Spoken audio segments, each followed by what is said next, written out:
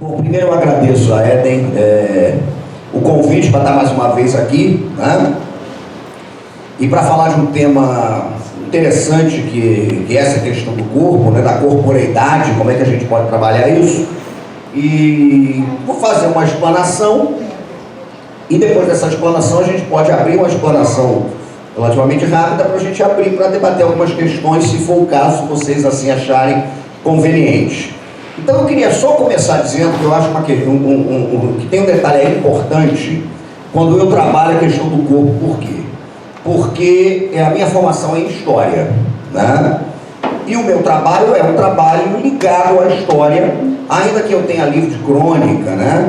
Ainda que eu tenha um trabalho também muito ligado à música e tal, mas de certa forma a história está presente em tudo. Eu reivindico para o meu trabalho, né? Esse campo da história.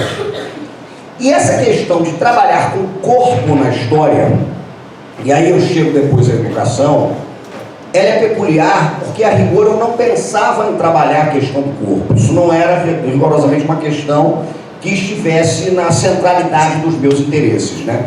Eu costumo dizer que a temática que eu trabalho, quando me perguntam, você estuda o quê? Eu estudo rua. A rigor eu estudo culturas de rua, né? Dos meus livros, a maioria é sobre Rio de Janeiro e transitam pelo samba, pelo carnaval, pelo futebol, pelas macumbas cariocas.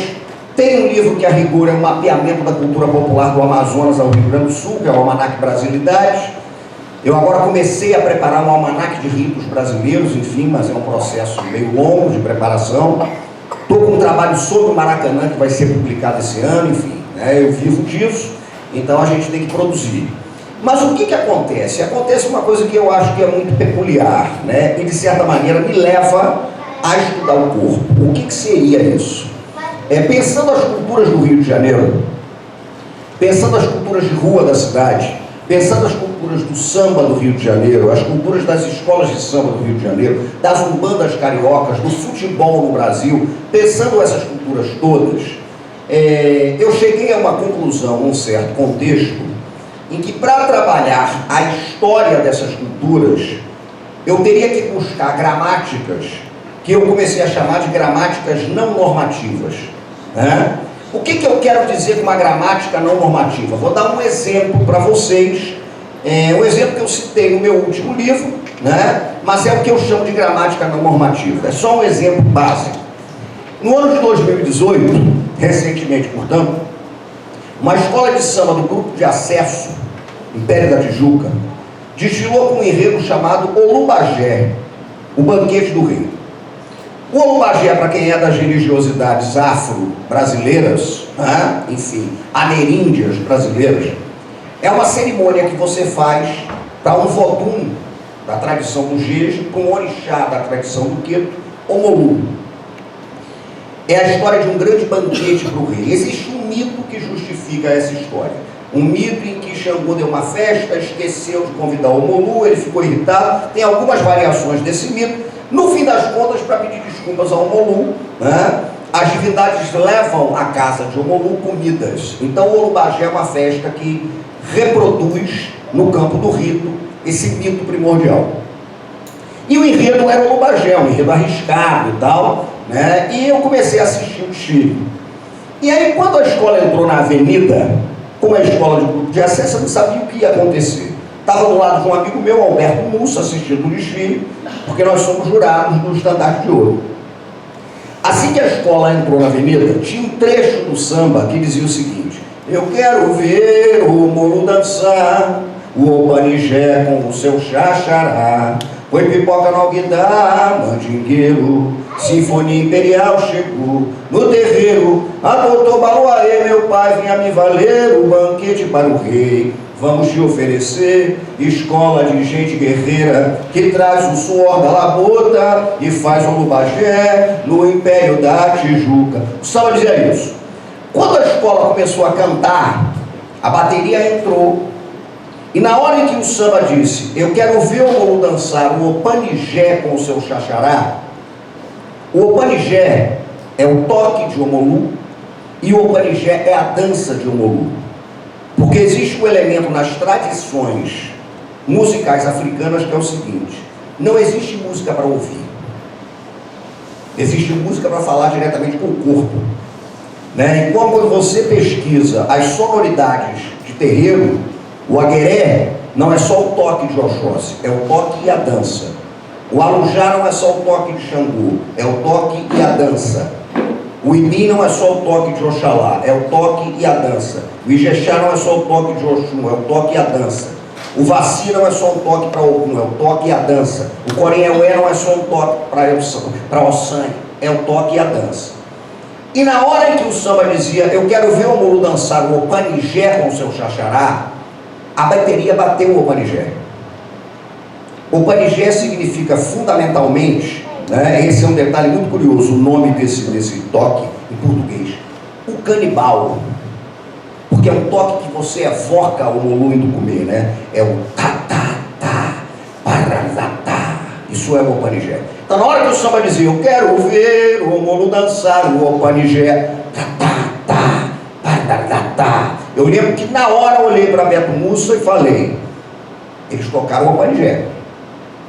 E vão bater o Opanigé o desfile inteiro. E a escola bateu o Opanigé o desfile inteiro. E é interessante, porque Mussa conhece também muito de cultura de terreiro, a gente olhando o desfile, dava para perceber quem era do babado, quem tinha raspado o fundo do tacho.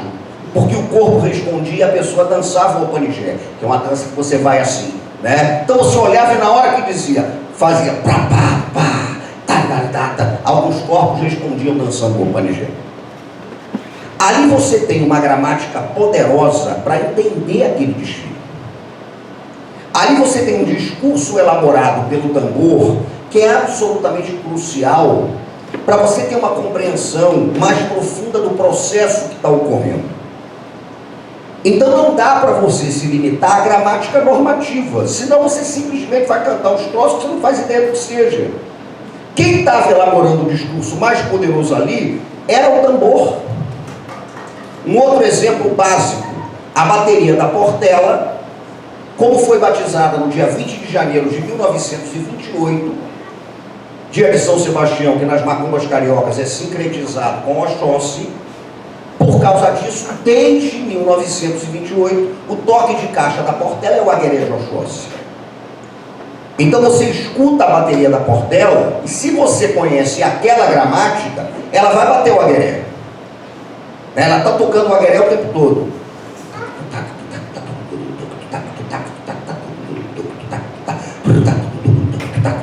E é aquele agueré velho, hein? Né? De Casa Branca, do Engenho Velho, daquele terreiro velho para Dedéu. A bateria da Portela bate para o Oxóssi. E aí existe uma questão que é muito curiosa. Você pode pegar qualquer enredo da Portela, vou dar um exemplo. A Portela desfilou, por exemplo, né, num determinado ano, com a coroação de Dom Pedro II. A Portela desfilou com a coroação. Portela já desfilou com a festa da aclamação. Portela já desfilou com 6 datas magnas.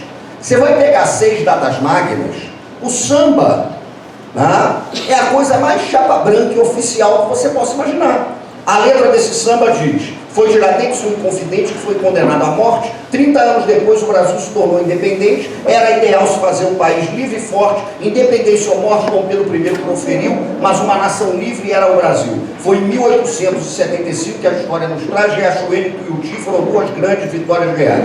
Foram os marechais Deodoro e Floriano e outros vultos mais, que proclamaram a República. 4 dias após foram criados os símbolos da pátria amada, nossa bandeira foi consagrada e pelo povo todo foi adorada. Um negócio desse. Você olha essa letra e diz, porra, mas esse é um enredo chapa branca. É a Portela contando a história oficial do Brasil. Depende do que você escute.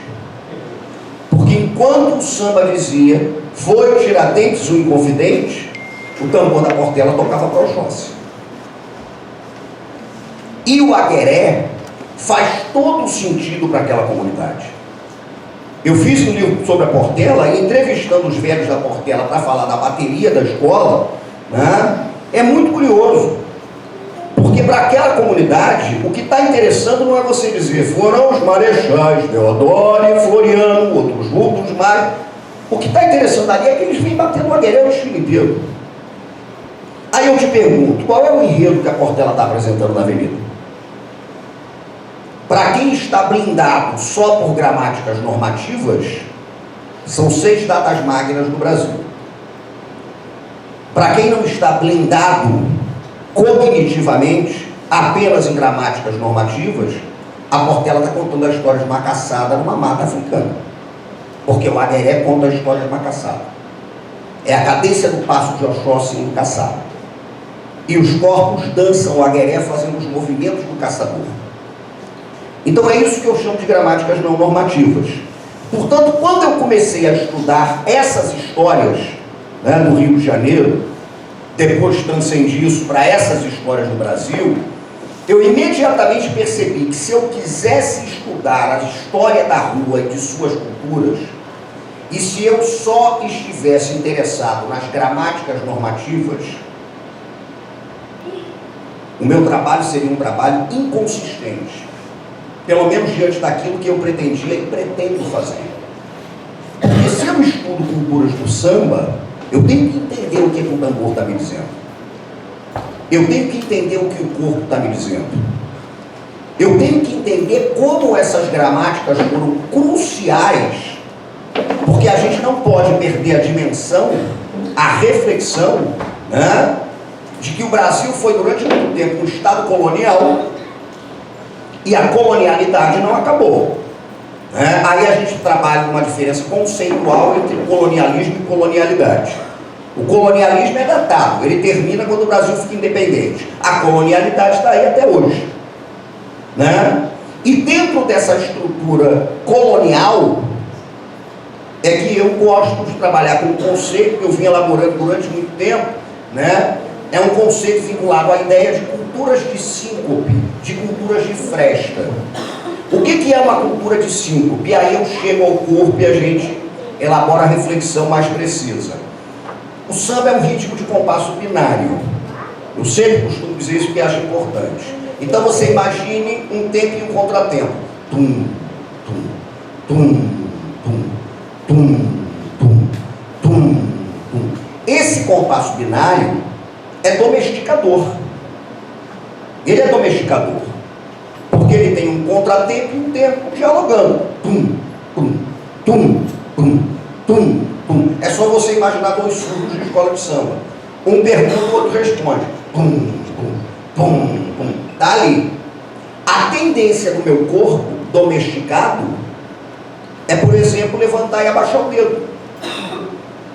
Aquela clássica cena do sujeito sambando, levanta e abaixa o dedo. E não está errado, até porque não existe o errado. O corpo está respondendo ao tempo e ao contratempo. Acontece que você não samba nem na batida do tum e nem na resposta do tum. O samba acontece no vazio que existe entre uma pancada e outra. É ali que mora a síncope. É ali que mora o improviso, a polirritmia, diversos ritmos que vão se estabelecendo de uma forma imprevisível. O corpo de uma bassista de samba, a rigor, ocupa o vazio que existe entre o tempo e o contratempo. Então, se você pensa isso no campo da cultura, as culturas de síncope são aquelas que, para existir, precisaram operar no vazio. Porque a normalidade sempre quis aniquilar essas culturas. A normalidade sempre quis que essas culturas fossem desqualificadas no Brasil. A normalidade gosta da primeira pancada, tum, e da segunda pancada, tum. Mas ela não gosta do preenchimento do vazio, porque esse preenchimento é inesperado. É assim, você desenha ritmos ali, né, que escapam completamente àquela normatização que o tempo e o contratempo tentam estabelecer. Quando eu falo de cultura de fresta, é pensando o projeto do Estado brasileiro como um muro. Então essas culturas, para existir, tiveram que operar na fresta, nas fendas desse muro. E operaram como? Ora, se eu não posso fazer um discurso no parlamento, se eu não posso escrever e publicar um livro, se eu não posso ler, como é que eu vou falar? Como é que eu me expresso? Eu vou me expressar pelas bordas, eu vou me expressar pelas frestas. E aí entra o corpo, e aí entra a sonoridade, e aí a gente chega ao ponto que eu queria levantar. O primeiro ataque que o colonialismo faz é o corpo. Você pega a história do Brasil, a dimensão da história da colonização, o corpo é a primeira instância a ser atacada. Para trabalhar nesse livro, O Corpo Encantado das Ruas, por exemplo, eu tentei pensar a partir de 4 instâncias de domesticação do corpo, aquelas que eu consigo verificar de uma forma mais evidente no projeto colonial brasileiro. Então eu jogo para a história, é a minha área, e o desafio é esse, né? Porque o historiador às vezes está acostumado a trabalhar com um certo tipo de vestígio de documento, né, que não é exatamente o que eu trabalho. Então, para mim, por exemplo, o meu trabalho interessa mais conhecer 17 toques de tambor do que a Carta Testamento do Vargas. Né? Então, se você pergunta se eu sei alguma coisa da Carta Testamento de cor, sai da vida para entrar na história. Agora, se você bota um dos 17 toques de tambor aqui, eu vou te dizer qual é. Porque é o meu trabalho, eu tenho que saber. Se eu quero estudar, refletir sobre isso, é ali que mora o babado. Então, o corpo, ele é domesticado, a meu ver, sobretudo, claro que existem outras maneiras, de 4 formas principais. É o que eu chamo primeiro do corpo entendido como um arado, como uma ferramenta de trabalho. É o corpo escravizado, né? É olhar o corpo prioritariamente como um corpo arado, como um corpo inchada, como um corpo ancinho. É o corpo que trabalha. Segundo, é uma instância de domesticação do corpo masculino na lógica da virilidade, porque a virilidade é domesticadora. Então o projeto colonial domestica o homem pela lógica da boçalidade viril. O colonialismo que é isso, né? A boçalidade viril. O corpo feminino é domesticado na história colonial a partir da lógica reprodutiva, né? Ele está ali, na verdade, para reproduzir e pronto, e para se adequar ao corpo viril. E a última instância de domesticação é aquela que atinge todos os corpos. É através do corpo que você peca. O pecado está ali. E aí existe uma questão que me parece que é crucial para a gente entender essa história. Por que me parece que é crucial? Se a gente pega, por exemplo, as sabedorias, religiosidades, crenças indígenas e africanas, as mais plurais, e se a gente pega uma certa linha da tradição judaico-cristã, né? São Paulo, por exemplo, dizia que você, mortificando o corpo, guarda a sua alma, né? Então, se o corpo arde em tentação, mortifique o corpo, para que ele se adeque. O Santo Ofício da Inquisição queimava os corpos, porque, segundo o Santo Ofício, ao queimar os corpos, você salvava a alma. Então, nessa lógica, se você ama profundamente uma pessoa, queime-a se ela está em pecado. O Santo Ofício trabalhava com essa ideia, né? Essa ideia que está presente na máxima do Santo Ofício, que você odeia o pecado, mas ama o pecador. E o alto de fé, que em última análise culmina na destruição do corpo, é o elemento que pode servir como redenção da alma. É interessante por quê? Porque na tradição judaico-cristã, o corpo pode ser uma fonte poderosa de pecado. Nas tradições indígenas e africanas, só o corpo pode te botar em contato com Deus. Nós somos filhos da rasura colonial. Não tem jeito, não tem essência. É tudo rasurado. A diáspora é uma encruzilhada e acabou. Nós moramos nessa encruzilhada.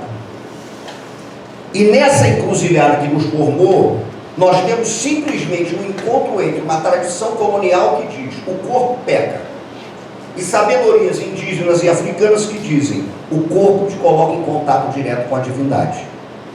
Porque é através do sacrifício do corpo que o Deus dança. Quando falo sacrifício, não falo em mortificação, falo no sentido do Mircea Eliade, né? Que dizia que sacrifício, ele vai lá na etimologia, é transformar algo profano em sagrado. Então o sacrifício do corpo é sacralizado. Por isso nós somos filhos desse embate entre o corpo que peca, o corpo que trabalha, o corpo que tem que ser viril, o corpo que reproduz e os corpos que dançam, porque os deuses dançam através dos corpos. Esse embate é absolutamente crucial. Então esses corpos elaboram discursos, né, de liberdade interessantíssimos. Eu começo meu último livro chamando a atenção para um fato curioso, porque se você pega a definição de corporeidade, tá? Você pegue, por exemplo, numa enciclopédia, ou pode consultar um Google da vida, né? Mas uma noção fisiológica, ali está escrito o seguinte, né? O cérebro emite comandos para o corpo e o corpo responde a esses comandos. Só que uma vez entrevistaram Mané Garrincha, que nesse livro eu elevei a condição de um filósofo do corpo brasileiro, e quando perguntaram para Garrincha como é que ele driblava, a resposta do Garrincha foi a seguinte: o meu corpo quer fazer isso e a minha cabeça está ali para eu saber o que o corpo quer. Ou seja, é simplesmente a inversão da ideia de corporeidade ocidental. Mestre Pastinha dizia isso, que a capoeira pensa com o corpo. Mas quando Garrincha dizia que o corpo quer e a cabeça conectada com o corpo quer também, isso opera numa lógica que eu acho muito mais interessante, que tem tudo a ver com a educação. É uma lógica que não trabalha com a ruptura entre o corpo e o espírito. Ela não trabalha com uma dualidade, né, que nos acomete o tempo todo. Penso, logo existo. Agora, você bate tambor, logo existe. Você entra em transe, logo existe. Você dança, logo existe.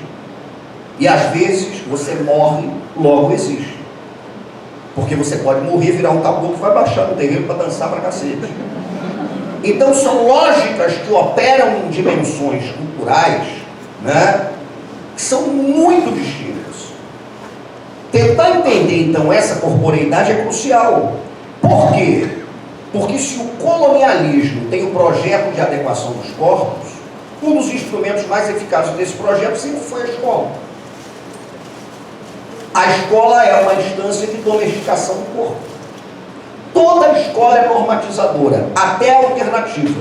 Porque se todo mundo é alternativo, aquele é o normal, então você normatizou.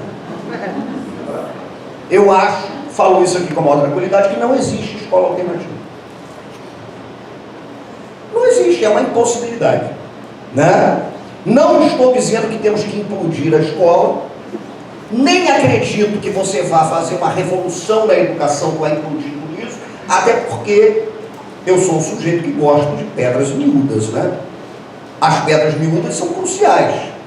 Então aquela aula que alguns professores e professoras assistiram, em que eu promovia um encontro entre o Caboclo da Pedra Preta e Walter Benjamin, né, que tem tudo a ver com o que a gente está falando aqui hoje, ali na verdade foi em 2012, porque eu li o Benjamin muito na faculdade, né? Meu filho se chama Benjamin, eu gosto de dizer que é uma homenagem ao filósofo, a minha mulher já gosta de dizer que não tem nada disso, que ela achava o nome bonito e pronto, mas eu crio um mito que eu gosto do Benjamin, e o Paulo da Portela também era Benjamin, né? Paulo Benjamin de Oliveira, então o Walter e o Paulo estão ali. Mas o que acontece é que quando eu li as teses sobre a história do Benjamin, ele falava uma coisa que para mim chamava muita atenção, que era a ideia de que a história tinha que ser escovada a contrapelo, né? O contrapelo da história, ou seja, escova aquilo ali de uma maneira diferente, escova aquilo de uma maneira distinta, vê o que não está tão explícito assim, procura aquele vestígio, né? Às vezes você vai achar a história mais presente num brinquedo do que propriamente num discurso oficial. Benjamin falava disso, desse amor que ele tinha pelo vestígio, enfim.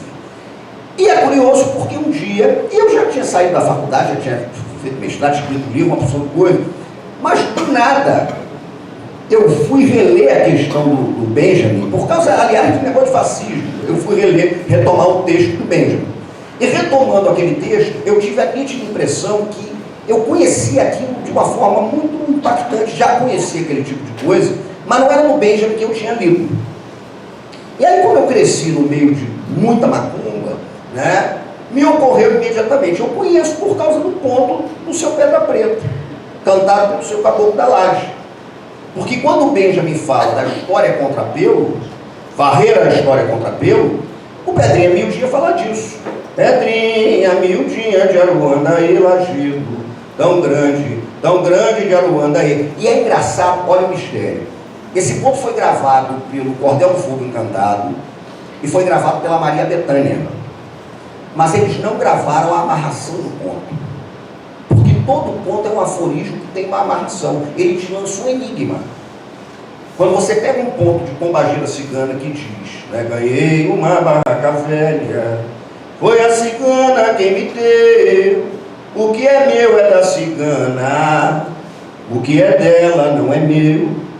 A pergunta que esse ponto coloca é, o que é a barraca velha?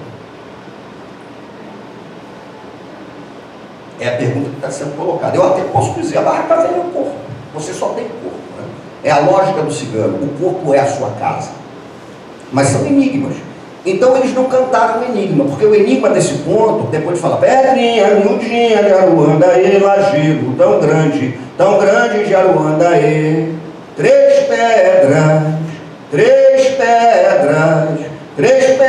lá na minha aldeia, uma é maior, outra é menor, a miudinha que me alumeia, a miudinha que me alumeia. Se a história é contra Pelo, uma é maior, outra é menor, mas a miudinha que me alumeia. Mas a amarração desse ponto, já me disse o Caboclo, é outra.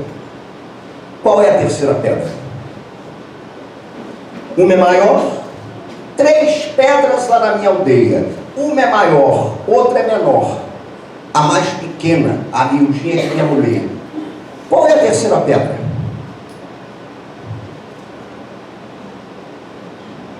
A terceira pedra é a gente, é quem está cantando. Ou você se dispõe a essa aproximação, de saber que você é uma pedra também, que está ali, ou você não vai entender o enigma que está sendo lançado naquele contexto. A miudinha, ela faísca. A miudinha não é a gramática normativa. A miudinha, muitas vezes, não é a capacidade que um aluno tem de fazer uma redação perfeita. A miudinha, muitas vezes, é a maneira como o corpo dele responde uma coisa diferente do que ele verbaliza. Porque isso acontece muito, né? Isso acontece muito. Às vezes você está vendo que a verbalização que está colocada ali, ela está expressando uma coisa, mas a agonia, a ânsia ou a festa do corpo estão querendo dizer outra. Então a compreensão desses detalhes, não como dicotomias, mas como coisas que se complementam. Isso é absolutamente crucial. Porque eu não acredito em culturas que se neguem. Isso eu digo explicitamente, eu não acredito em culturas que se neguem. Eu acredito na bateria da Portela e eu acredito em bar. Não o bar, o Botequim. Bar, o Johann Sebastian. Mas acredito no Botequim também. Tá? E acredito na escola. Isso é absolutamente evidente. É operar na lógica de que você aniquila uma coisa em nome de outra, não vai te levar a nada a não ser uma agonia profunda, né? E a você operar na mesma perspectiva que operava antes. E aqui não tem isso, aqui não, a gente trabalha com essas perspectivas encruzilhadas. Então o que me parece crucial quando a gente reflete sobre corporeidade, né, é que a corporeidade exige um alargamento de mundo. Exige um alargamento para perceber isso. E é impressionante como com a educação você observa que a criança é aquele corpo que brinca e tal, e quem pega uma criança e quem trabalha com uma criança, quem educa uma criança num colégio, por exemplo, colégio às vezes percebe isso, esse corpo vai sendo domesticado. Aquele corpo do bestinha do ensino fundamental, ele vai ser um corpo que no ensino médio está domesticado dentro de uma cadeira, ou vai ser um corpo que vai ser domesticado por algum remédio, que é uma coisa muito comum que acontece hoje, né? Medicar o corpo para que o corpo se adeque à lógica da domesticação. Então, entender esses contextos, ampliar essa perspectiva, tentar compreender outras vozes, trabalhar com uma ideia, isso eu falo muito num livro que escrevi com meu parceiro Luiz Rufino, Fogo no Mar, tentar entender que a própria ideia de universo, ela é muito limitadora, por que não pluriverso? Pluriversos, né? São pluriversos, são pluralidades que estão sendo expressas ali o tempo inteiro. Então há sabedorias pluriversais que estão chamando a gente. E é necessário que a gente tenha a dimensão de que essa é uma tarefa interessante. É uma tarefa que você não ganha. Até porque o interesse não é ganhar, é jogar. A lógica do processo é o jogo.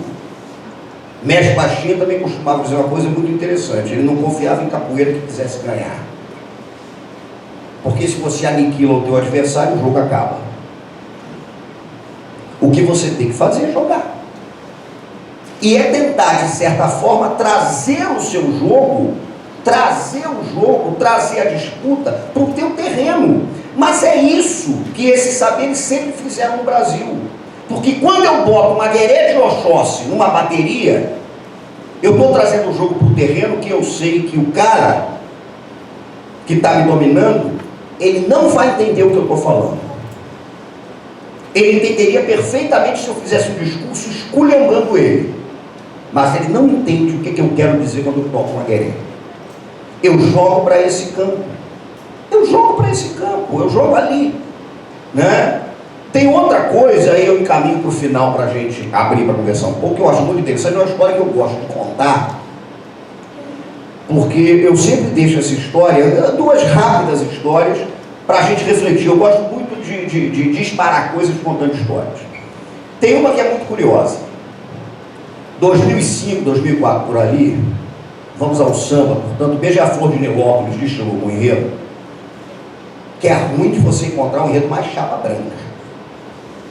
Era um enredo louvando o papel fundamental da Companhia de Jesus na colonização brasileira.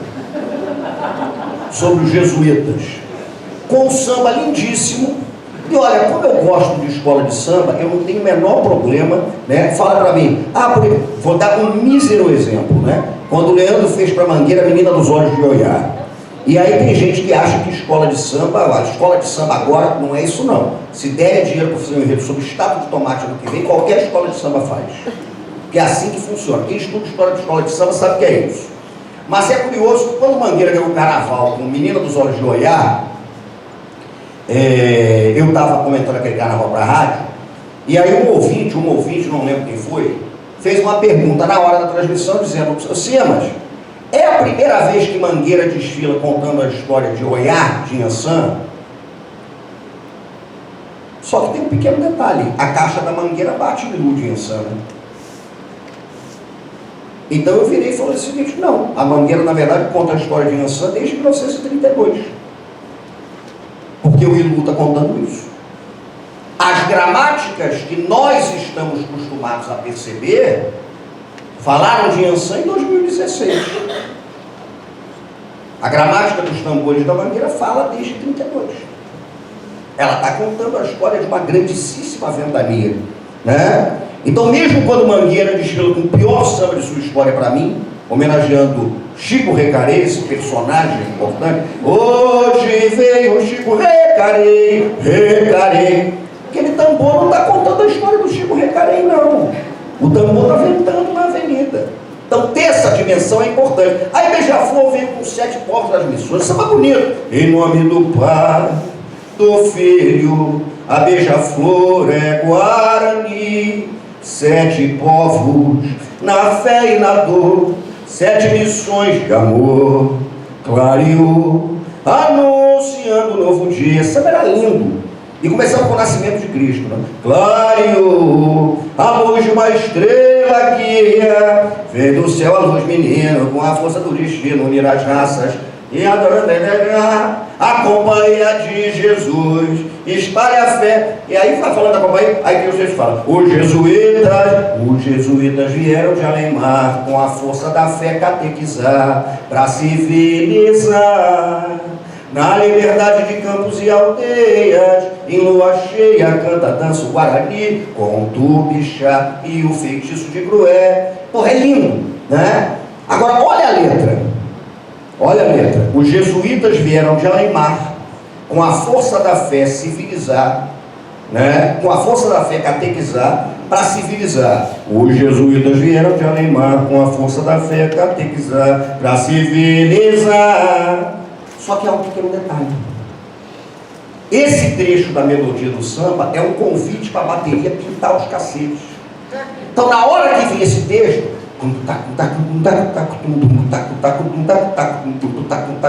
isso é uma muzenza. É um toque típico dos candomblés de Angola. Então era curiosíssimo, porque enquanto a letra dizia: os jesuítas vieram de Além-Mar, com a força da fé catequizar, para civilizar, o tambor dizia: mas não conseguiram. Porque a buzenza estava sendo tocada ali.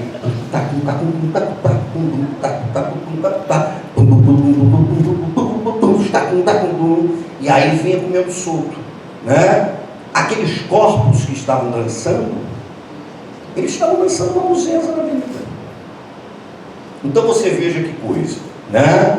E para concluir, além dessa história, então o que o corpo está dizendo? O corpo não está fazendo uma louvação à companhia de Jesus. Ele está operando numa outra lógica. E uma história que eu gosto de contar porque ela é muito curiosa, né? E eu acho que é o que eu tento fazer no meu trabalho, e eu acho que é importante que a gente tem que fazer na educação também, já que, como eu disse, eu não acredito em pedras grandes, né? Eu acho que as coisas, elas vão na borda, na fresta, na miudeza. Quando o Salgueiro fez um enredo, em homenagem a seu Zé Pilintra, outro filósofo importante do Rio de Janeiro, mas eu falo isso com a maior seriedade, não é jogo de cena, é porque é um autor de uma série de aforismos importantes que estimula a reflexão, né, que lança questões importantes para a gente. Então é muito curioso, porque a princípio os carnavalescos da escola não queriam fazer um enredo sobre o seu Zé Pilintra, dizendo que não gostavam muito desse negócio de trabalhar com coisa de macumba. Então resolveram que não ia ser seu Zé Pilintra, não, ele se sente homenageado, mas não dá, vai ser a ópera do malandro do Chico Buarque. Márcio Versias, né? Como é o nome do personagem? Márcio Versias, a ópera do malandro e tal. Aquele negócio todo, né? O malandro do Chico Buarque da lá. Tá bom, então não é o Zé Pilintra, é o malandro, tá bom, ópera dos malandros. Aí já vem o samba. Aí você ouviu o samba, pô, esse malandro do Chico Buarque tá esquisito. Laroí, Mojubaxé, salve o povo de fé, me dê licença. Eu vou pra rua que a lua me chamou, refletido em meu chapéu. O rei da noite eu sou, malandro descendo a ladeira é o Zé. A ginga com seu bicolor no pé, pra se viver de amor entre as calçadas. Sou mestre sala das madrugadas, eu filho da sorte eu sou.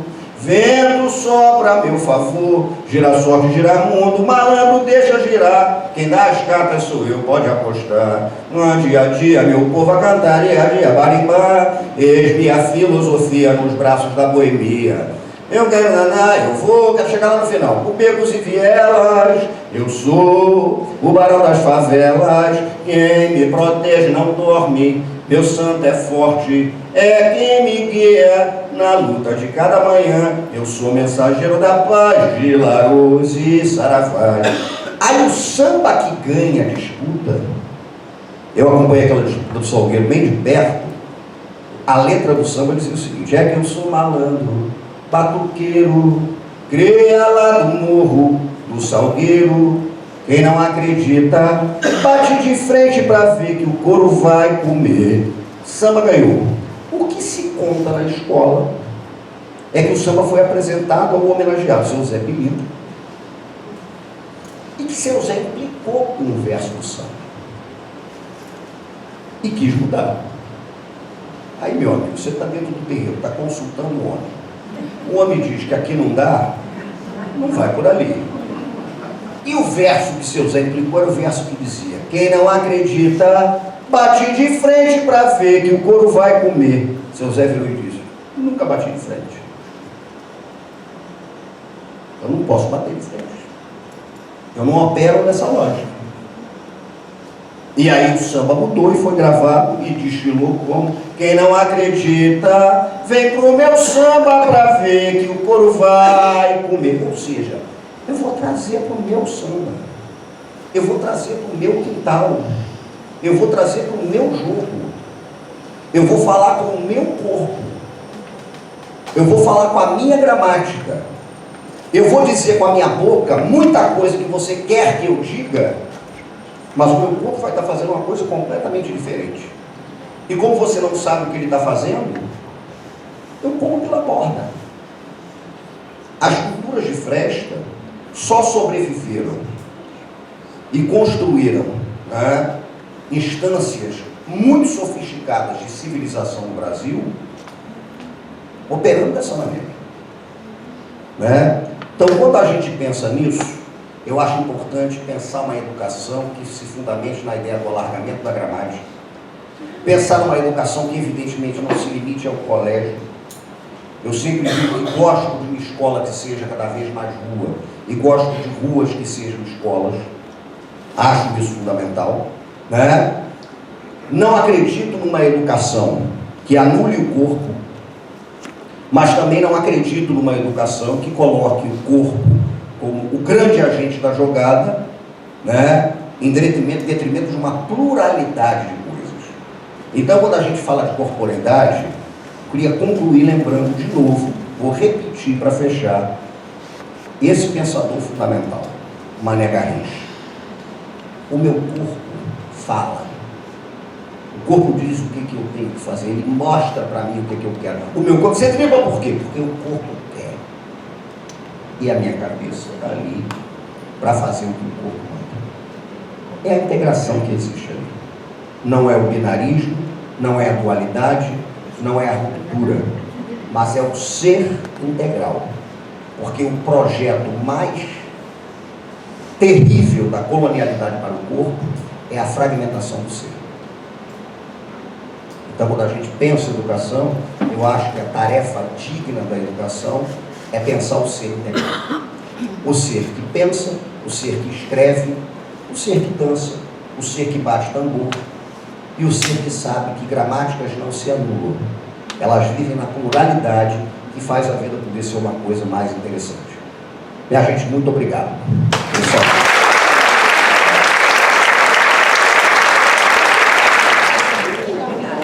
Oi, senhores, tudo bem? A gente vê cada vez mais essas frestas sendo tampadas, asfixiadas, cimentadas, e parece que, por mais que os corpos às vezes queiram, as cabeças cada vez mais deixam os corpos parados, imóveis. Qual é a solução para isso, que a gente já vem passando já há tanto tempo por problemas e pelo jeito, as frestas estão cada vez mais fechadas, né? Eu vou te falar com absoluta sinceridade. Eu vejo a colonialidade como um estado permanente de guerra, né? Então, a minha visão em relação a isso, já que você está me perguntando, é a seguinte: nós vivemos em guerra. É uma guerra colonial. E essa guerra colonial tem instâncias de trégua e tem instâncias de aprofundamento, né, dessa guerra de dizimação. E me parece que hoje nós vivemos um momento dramático em que essa guerra da colonialidade ela está muito aflorada, né? Muito aflorada, está complicado, porque é uma guerra de colonialidade mesmo. O que a gente está tendo aqui no Brasil é um projeto que, com toda sinceridade, é o mesmo do século XVI, mesmo do século XVII, mesmo do século XVIII, né? É pensar o corpo como ferramenta, é pensar a domesticação do corpo, é fazer esse tipo de coisa, é a expoliação colonial, é trabalhar numa monocultura. E aí, quando eu falo monocultura, não é nem a monocultura no campo da economia, mas no campo mesmo, né, das experiências de vida, uma cultura só e ponto final. O que eu acho que acontece? Eu pelo menos sou um sujeito, quando me perguntam se eu sou otimista, eu dou uma resposta muito sincera. Não. Né? Não sou otimista. Eu sou botafoguense, então de certa maneira eu já cultivo essa coisa, mas eu tenho uma coisa que o velho Gramsci falava, que Suassuna repetiu de uma forma um pouco parecida, e que eu acho que é o que tem que ser feito. Eu costumo dizer que eu sou um pessimista na análise digamos, otimista na ação. Né? O pessimismo não me imobiliza. Até porque eu, dentro dessa lógica colonial mesmo, é o que eu estou te dizendo. Eu acho que nós estamos num momento em que o fundamental é fazer o jogo continuar. Eu não gosto muito, por exemplo, de trabalhar com a ideia de resistência. Esse é um conceito que você não vai achar nunca nas minhas coisas. Eu escrevi há 6, 7 anos atrás. Parei no momento que eu não estou afim de resistir a nada. Até por conta do detalhe. A própria ideia da resistência, ela já é, de certa forma, reativa. Porque se você coloca numa dimensão de resistência, você já está partindo do princípio que o outro está te pautando, está te mandando bala e você está resistindo. Por isso é que eu gosto de escrever um texto sobre isso há uns 5 anos atrás. Hoje tem gente apenas que fala desse troço, modestamente falei disso há um tempão, que eu gosto de pensar a ideia da resistência, né? Como algo que eu acho que é muito mais interessante do que a resistência. O que eu acho que a gente tem que fazer hoje? É uma impressão que eu tenho. Uma coisa também que eu sempre costumo dizer, que eu falo no Fogo, falo no Pedrinhas, nas sabedorias outras, né, das Áfricas plurais, enfim, das Américas indígenas e tal, é muito curioso, e isso é que eu acho que tem a ver com a tua pergunta, porque eu não sei, a resposta de ação é complicada, mas há um detalhe muito curioso, eu gosto de refletir sobre isso. Para a nossa percepção de recorte mais ocidental, a morte é um conceito. E ela pode ser um conceito ligado à fisiologia. Suas funções vitais pararam, foi para a horizontal, morreu. Acabou. É um conceito. Para as sabedorias indígenas e africanas, em sua maioria, a morte não é um conceito, ela é uma espiritualidade. E isso é uma diferença brutal. Por quê? Se a morte é uma espiritualidade, ela pode te acossar a qualquer momento. Mesmo que biologicamente você esteja vivo. Porque o contrário da vida para essas culturas não é a morte, é o desencanto. Quem é que está mais vivo?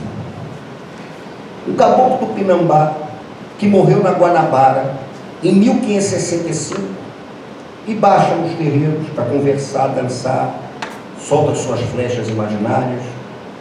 Ele, né? Um sujeito que está vivo, respirando, tem carteira de identidade, CPF, pega a condução todo dia, né? Mas é acossado pela mortandade. Tem vivo que está morto para dedéu, e tem morto que continua vivo. A minha dimensão muito particular nesse processo é operar na instância do encantamento, até para suportar de uma forma minimamente saudável o carrego da colonialidade. Minimamente saudável. Porque você tem que estar minimamente são para aguentar esse rojão que está aí, né? Então essa dimensão do encantamento, para mim, ela é uma dimensão que cada vez mais ela vai ter que operar em gramáticas outras. Não tem como, né? Agora, é um momento muito difícil. É um momento que eu não vejo, por exemplo, a curto prazo, uma saída institucional, né, redentora, não vejo. Por outro lado, isso é um negócio muito curioso, aí uma coisa interessante que você pode até jogar na perspectiva da história, os momentos de crise em geral geram as reflexões mais arrojadas, né? Porque ele te obriga a isso, né? E me parece, sinceramente, que a gente tem que sair de uma blindagem cognitiva. Porque já não dá, né? Os modelos não respondem, né, às necessidades que estão sendo colocadas. Então a ideia mesmo de uma resistência, de uma reflexão no meio da tempestade, né, eu acho que é crucial. O reconhecimento do furacão, o reconhecimento da tempestade, mas uma luta cotidiana contra a mortandade. Então me parece que a gente está operando nessa lógica, né? A gente está num momento de desencantamento do mundo pesado, não estou nem falando no sentido lá do Weber, que falava muito de desencantamento do mundo, mas no sentido mesmo de uma mortandade, né? De uma aniquilação do ser, de uma fragmentação do ser, né? Que é um negócio que me espanta. Então quando você perde essa dimensão do encanto, agora o encanto tem que que ser praticado. Né? De vez em quando me faz uma pergunta, só para passar para outra, por exemplo. Me pergunta de vez em quando uma coisa interessante. Você fala muito de caboclo, de Zé Pilintra, Exu, Orixá e não sei o que e tal. Você acredita? Sou eu mesmo então abrindo o microfone e me fazer uma pergunta. Você acredita? A minha resposta é uma só sempre. Isso não tem a menor importância. Uma vez eu perguntei isso para um grande sacerdote nigeriano, Babal Ande Abimbola. Eu tenho uma iniciação num determinado culto, e aí eu fui aprender folha, né? Muito tempo atrás isso. E aí perguntei, mas a fé, não sei o que, ele virou e falou, a fé foi um problema que o Ocidente colocou e ele que se vire com ela. Né? Porque são sociedades que operam na dimensão do rito, né? Então você ritualiza a vida o tempo todo. E você trabalha numa dimensão do encanto. Agora, tudo pode ser encantado. Né? Essa perspectiva da miudeza que se encanta, eu acho que é uma saída, pelo menos num momento de crise profunda, para que a gente repense isso. Eu acho que a gente está no momento, vou fazer uma brincadeira que outras pessoas fizeram, mas os filósofos, né, pensaram muito o mundo, chegou a hora de transformá-lo. Eu acho que a gente já tentou transformar demais o mundo, está na hora de pensar nele de novo, porque a coisa está feia. Então, ou a gente opera numa radicalidade de pensamento coadunada com a ação, ou a gente vai continuar nessa dualidade, que engole todo mundo. Desde a extrema-direita fascista, que está no poder hoje no Brasil, né, até setores progressistas que estão dando cabeçada na parede exatamente porque estão na blindagem cognitiva. E é difícil, eu não sei, mas eu acho que a gente tem que fazer as coisas. Eu pelo menos produzo mais em tempo de crise, é um negócio curioso. Cada um reage de uma forma. É mais ou menos isso, eu não sei, mas... Eu queria te perguntar, nessa gramática que você está apresentando, da festa, do corpo, se você acha que a oralidade tem um papel especial. Sim. As camadas de sentido da palavra oral em oposição ou complementação da palavra. Sim. Primeiro porque eu estava conversando outro dia, acho que era com vocês que estavam falando disso. É curioso como há um certo preconceito com a oralidade que já opera no seguinte: certas sociedades são sociedades orais que não chegaram a desenvolver a palavra escrita e ao livro. Sim, mas a gente pode jogar essa pergunta numa outra dimensão que, digamos, é mais apimentada. Muitas sociedades não chegaram ao livro porque nunca precisaram dele. Porque a sociedade que criou o livro, criou porque esquece. A gente ganha muito com o livro, evidentemente, nessa altura do campeonato, só me falta um maluco começar a dizer que é contra livro. Né? Mas eu fui dar um curso, eu trabalhei no Espírito Santo, foi em Vitória no Espírito Santo, foi um curso lá, e que foi muito curioso, porque juntou, num dia, no outro dia, 3 figuras nesse curso que eram curiosas, cada um tinha uma perspectiva curiosa. Um era o Antônio Nóbrega, que trabalha muito com música, com cultura popular, eu, e o Marco Lucchesi, que é o presidente da Academia Brasileira de Letras, e que é um sujeito, gente finíssima, eu adoro o Lucchesi. Agora, o Lucchesi é um erudito, né? Clássico, né? É o erudito que fala 250 línguas, mas ao mesmo tempo um cara simplíssimo, né? Então o Lucchesi recita a Odisseia em grego, o Lucchesi conhece o italiano da Divina Comédia, então ele é um negócio impactante, é impressionante. Mas a gente estava conversando, foi ótimo o encontro, inclusive, e eu lancei uma pequena provocação dizendo o seguinte: a gente fala muito do que nós ganhamos com o livro, isso já está evidente, mas a gente perde também. Né? Nós hoje vivemos sob a égide do esquecimento. Você esquece tudo. Né? E esse processo de esquecimento é cada vez mais avassalador. A ponto de ter gente aqui que, se eu perguntar se sabe de cor 10 números de telefone, não vai saber. Porque tem a agenda. Né? Então, aquela tradição de contar as histórias, e essas histórias, evidentemente, servirem como elementos modeladores de conduta, né? Isso muito presente em comunidades indígenas, Fala-se muito dos griots, né, da tradição, mas é curioso porque ninguém não fala. As gelias, na verdade, né? O griot é de uma determinada. As gelias eram as mulheres do antigo Império do Mali, né, de Sundiata Keita, do povo Mandinka, e elas eram as depositárias das histórias do grupo que eram contadas, né? A oralidade, ela se expressa no que você diz, mas ela também tem uma conexão direta com o que o corpo está dizendo. Isso aí acontece o tempo todo, né? Então, quando você vê, por exemplo, um xirê de candomblé, uma festa, a festa, na verdade, é uma representação dramática do mito para que as pessoas se lembrem e não esqueçam. Quando você vê uma cerimônia, por exemplo, de Olumbagé, como eu citei aqui, ou de Águas de Oxalá, para aquele grupo, aquilo é uma maneira de você contar a história. Para que a história não perca o sentido. Para que você saiba exatamente o que está fazendo ali. Então essas oralituras, que é uma expressão que eu prefiro, né? Oralituras ao invés de oralidades, né? As oralituras são muito importantes. A gente, quando fala, por exemplo, da chegada dos portugueses ao Brasil, a gente costuma ressaltar só a visão da proa. E a gente não sabe qual foi a visão da praia, né? Agora, a praia estava ali e viu o que estava acontecendo. Então, me parece crucial essa conexão, essas coisas não se anulam. Então, quando você fala a oralidade, vou te dar um exemplo de como isso se coaduna. E aí eu junto com a tua indagação e o que eu falei de encantamento. Vou dar um exemplo muito simples. O que seria um encantamento de folha? Eu saí do metrô do Largo Machado, vim até aqui. Andando, parei ali, meu filho comer uma batata, miserável, comprei a batata para ele, a gente veio caminhando. Aí na caminhada, a planta que você mais vê na rua, da estação do metrô até aqui, é um peregrino. Peregrino é a planta mais comum do planeta. Tem tudo quanto é lugar o peregrino. Mas o peregrino serve para você fazer um banho.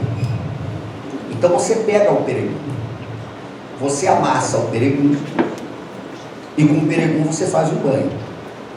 Aí fez aquele banho, toma aquele banho, e aí você pensa assim, porra, fiz um banho de folhas, não sei o que e tal, e agora eu estou assim. Não tá. Porque o peregrino só funciona se você souber conversar com ele. Então você tem que cantar para encantar o peregrino.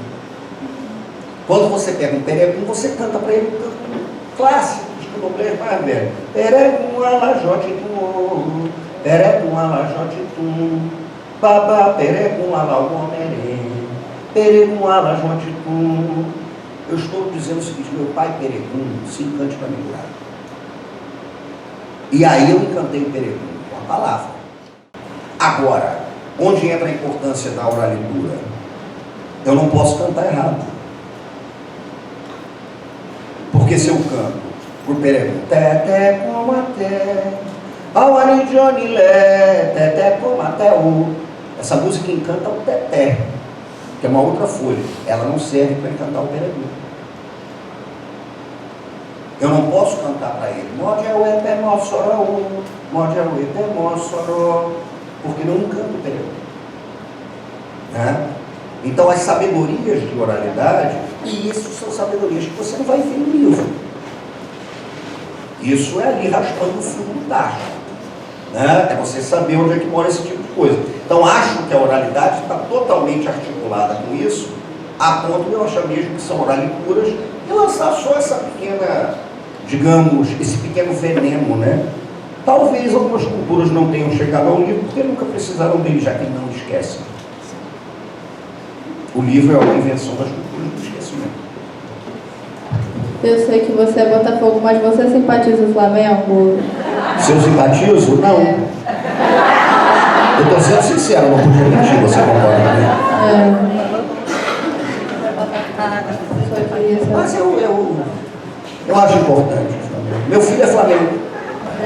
E aí às vezes eu torço por ele porque também. Então às vezes eu tenho que. Não diria torcer, né? Você sabe de onde vem a expressão torcer por um time? Veio no início do século, quando as pessoas, as mulheres iam a jogos né? O futebol era muito elitista, iam ali no estádio Fluminense e levavam lenços. Então você ia todo vestido composto para o estádio. E aí a crônica esportiva costumava dizer que quando o time adversário atacava, as pessoas mais nervosas torciam seus lenços, né? Daí a gente chama de torcedores aqui no Brasil.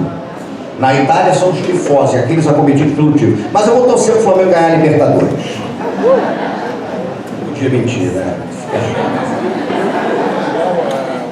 Você falou do encantamento do verso, do segredo da narração. Queria saber dos pontos de jongo. O jogo tem uma amarração. A ideia da amarração é essa. Na verdade, você operar no lançamento do enigma, né? O papai velho, o jongo, né? Como é que você lança isso? Todas essas culturas operam na lógica do enigma. E o jongo opera na mesma lógica das umbandas. Você pega, por exemplo, um grande jongueiro do Rio de Janeiro, que foi Manelói Antero Dias do Império Serrano, né? O Galo Macumba. Era jongueiro, era babalorixá, era sambista, era um intelectual, era estivador, né? Presidente do Sindicato dos Homens Pretos da Estiva. E a lógica da amarração do jongo, que é exatamente você ganhar do seu adversário jogando uma amarração que ele não consiga desfazer, ou seja, não consegue pegar, né? O que aquela amarração dá, como é que você desamarra aquilo, porque o jongo é um desafio. A rigor, o jongo, aquele jongo das almas, mesmo aquele jongo de preto velho, aquele negócio todo, o jongo operava na lógica do desafio, de pergunta e resposta, ou seja, eu jogo uma amarração para cima de você, e você responde cantando, respondendo a amarração, jogando uma amarração para cima de mim. Até que alguém fica preso na amarração. E o jongo opera uma lógica que eu acho fascinante, que é aquela que você não consegue estabelecer onde é que o profano e o sagrado se separam. Porque são culturas que operam numa lógica em que você profana o sagrado e sacraliza o profano o tempo todo. É impossível dizer na história do Rio de Janeiro se a festa da Penha é sagrada ou profana.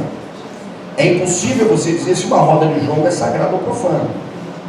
Porque a profanação do sagrado e a sacralização do que é profano está operando o tempo todo. Então a lógica do jongo é essa, né?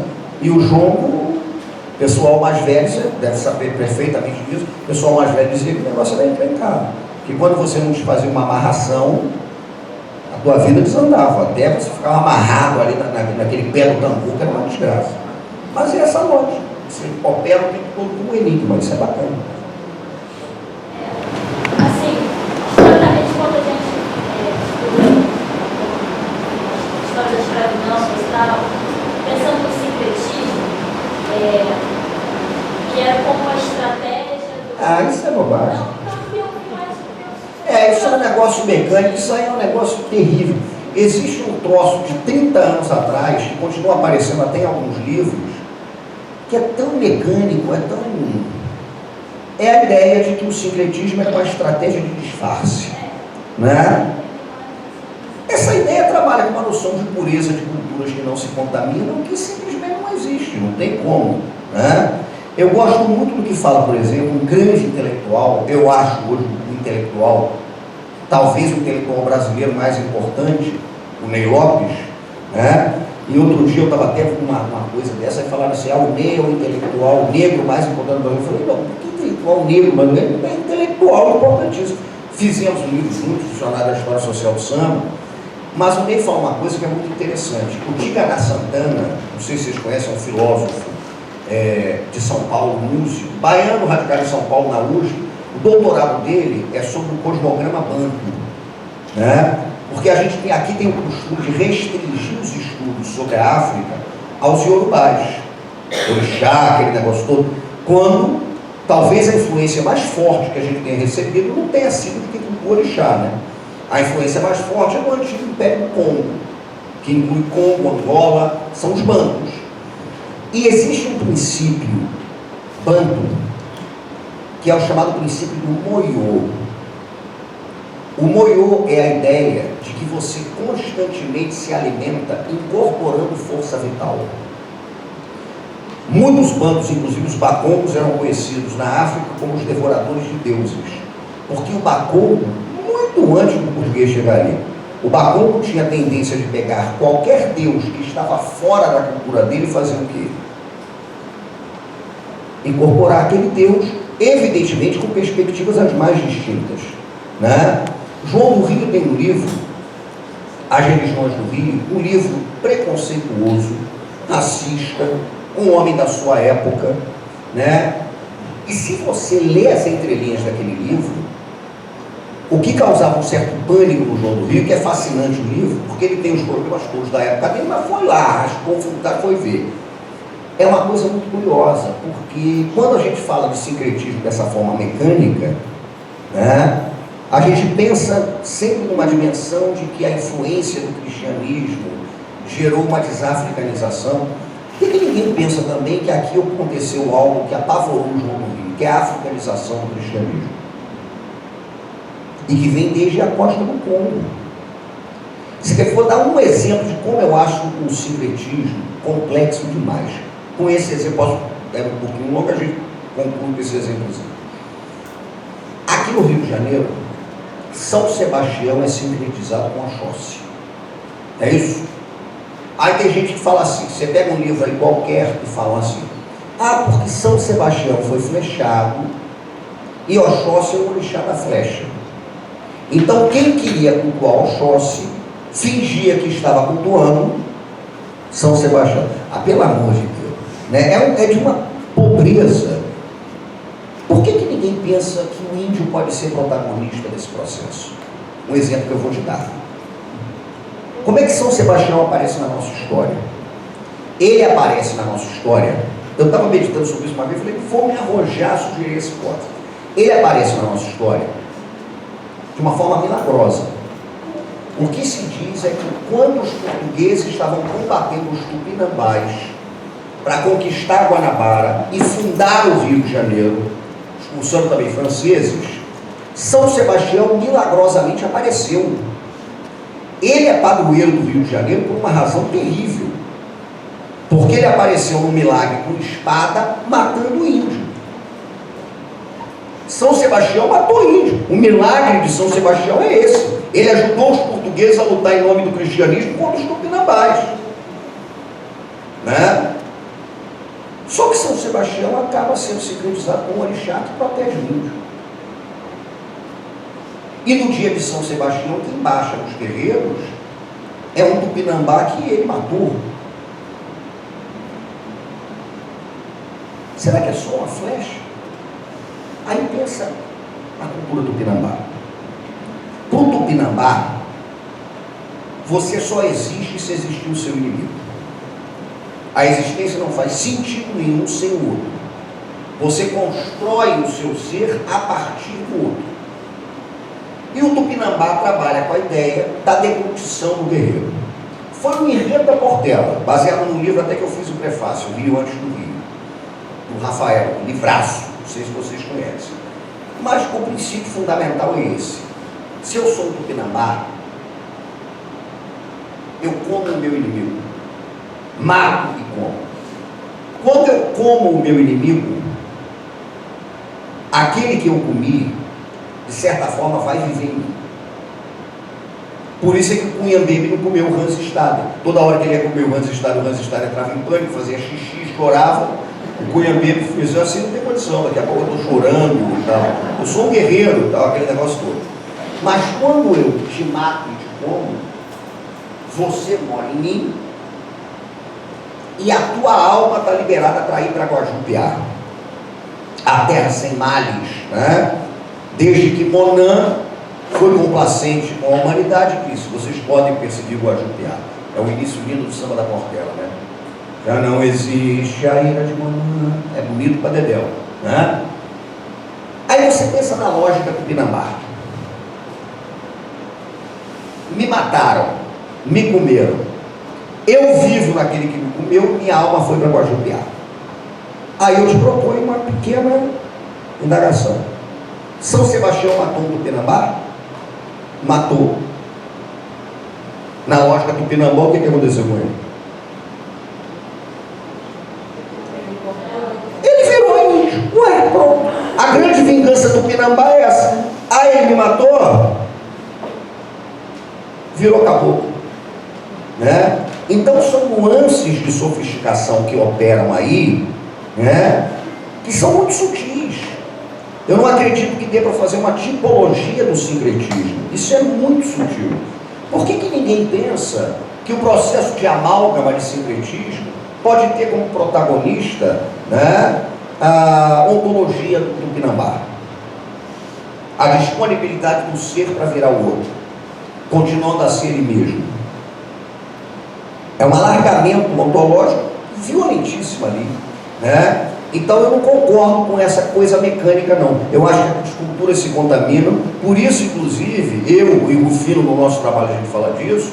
A gente propõe como lugar da cultura a encruzilhada, né? E a encruzilhada, num texto antigo que eu escrevi, um texto chamado "O Brasil não está numa encruzilhada", porque eu li um artigo no jornal que dizia "O Brasil está numa encruzilhada". Aí no final do meu texto dizia "O Brasil não está numa encruzilhada, antes estivesse", né? Porque a encruzilhada, na verdade, não é o espaço da dúvida, o não saber para onde ir. Isso daí é o labirinto, né? A encruzilhada é onde você fica e se contamina, se anima, é animado, né? E os cruzos acontecem o tempo todo. Então o sincretismo é um fenômeno de cruzo, é um fenômeno de encruzilhada, né? E na concepção banto, não tem problema nenhum você cultuar algum e ao mesmo tempo cultuar São Jorge. Né? Porque não são seres restritos. Aquela ideia de que ou você cultua ou é aquilo. Cultura é singularidade, cultura é contaminação, cultura é cruzo, cultura é encruzilhada, cultura é encontro, não tem para onde você correr. Nós somos rasurados, acabou. Não tem essência. Essa é a condição diaspórica, essa é a condição colonial, não tem essência. Eu acho que é por aí. Beleza? É isso aí, gente.